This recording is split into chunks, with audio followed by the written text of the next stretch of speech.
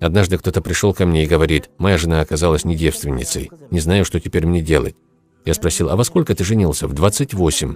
А где ты работал? В Москве, в Питере, где я только не работал.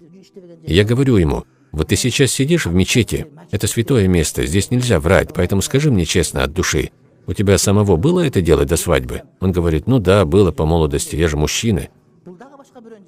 У кыргызов есть пословица: зарезав барана, показал геройство, но подав грудную кость, сделал свинство.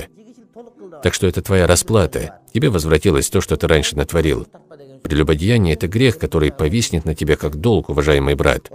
Если ты когда-то прелюбодействовал, оно обязательно вернется к тебе в таком виде.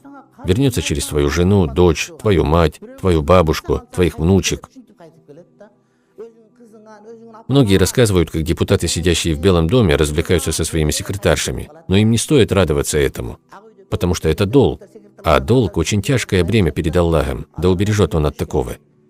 Поэтому всегда нужно каяться. Если ты покаялся, ты очистился. А если ты забыл покаяться, да к тому же еще хвастаешься своими грехами, тогда тебя ждет плохой конец. Я так и сказал тому парню: это был долг, который к тебе вернулся. И он понял это, за что я был благодарен ему. Сколько я видел таких, кто, услышав мои слова, сказали себе: все, я прекращаю на этом, и уходили. У кого есть мозги, те поняли меня. Я сказал ему: ты благодари Бога, что этот долг вернулся через твою жену, а не будущих дочерей. То, что твоя жена оказалась не девочкой, говорит о том, что ты этого достоин. Говорю это людям, а они еще обижаются на меня. А что я могу поделать? Так написано в книге.